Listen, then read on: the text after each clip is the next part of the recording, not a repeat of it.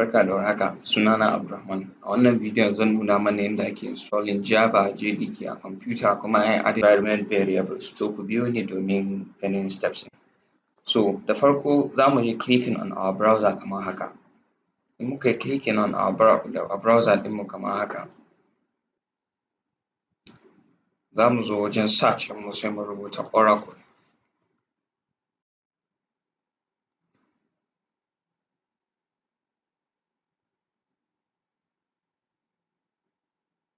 So in muka rubuta Oracle kamar haka zai fito mana da links makamancin haka, sai mu zo wannan link ɗin sai mu clicking a kan shi, Java downloads.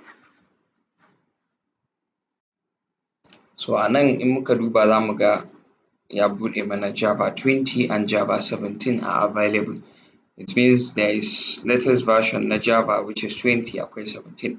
A nan za mu je mu Java 20 da shi za mu yi amfani. In muka ƙara scrolling ƙasa za mu ga different operating systems da aka lissafo. To mu we are using Java operating system. So sai mu zo mu 64-bit installer under Windows, sai mu je 64-bit installer sai mu yi clicking a kan link ɗin. Muka yi clicking a kan link ɗin zai tambaye mu a ina za mu yi saving JDK file ɗin, sai mu zaɓi folder da za mu yi saving. In this case za mu yi saving ɗin shi a downloads, sai mu je mu yi saving ɗin shi a downloads sai mu clicking save. But in this case saboda I already downloaded the file, I don't need to re-download the file again.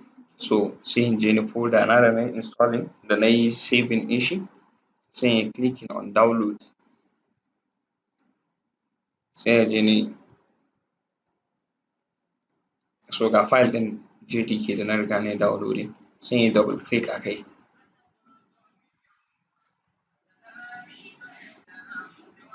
Na yi clicking zai tambaye ni I should install it, yes or no, then I'll click yes.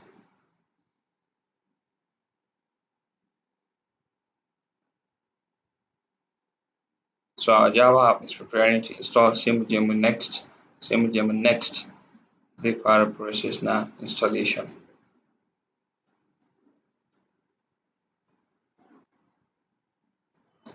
So a nan Java ɗinmu ya gama installing, sai mu yi closing ɗin shi gabaki ɗaya.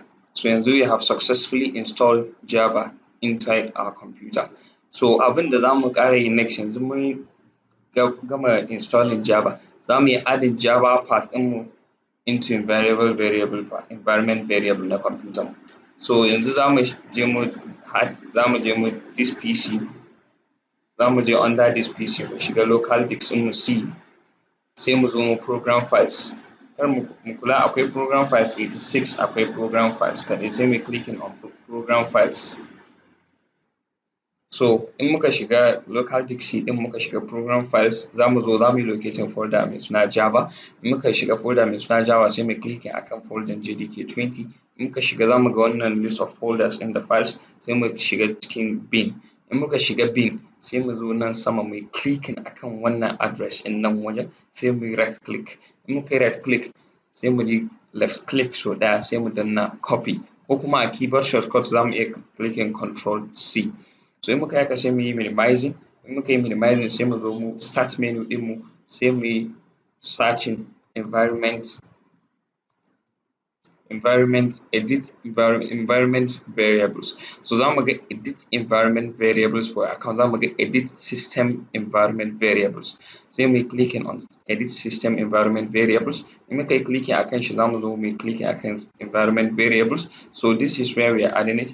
A nan za mu shigar da shi system variables.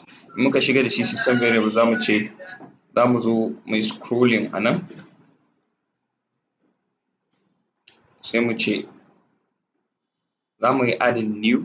In muka yi adding new za mu rubuta path. Variable value kuma za mu yi pasting wannan address ɗin da muka ɗauko wanda muka yi copying, za mu zo mu yi Control V mu yi pasting, ko kuma mu yi right click mu yi pasting, sai mu sa OK. In muka yi haka mun shigar da shi sai mu danna OK, mun gama kenan, sai mu sa OK, mun gama kenan. So mun gama installing JDK da Java and everything. Sai mu je checking ko Java ya hau kan computer mu. Where za mu yi searching CMD. In muka je mu Windows sai mu yi clicking a kan CMD. in muka yi clicking akan cmd a nan sai mu yi typing java. In muka yi typing java, wannan shi yake nuna mana cewa java is installed in our computer. Mun shigar da java cikin computer ɗinmu, ko kuma mu ce java mu yi space, ce hyphen mu rubuta version. So sai mu danna zai nuna mana java version ɗinmu da komai da komai. So thank you for watching. Wannan bidiyo ne wanda Team Kolas na Gombe State University suka kawo muku. Mun gode.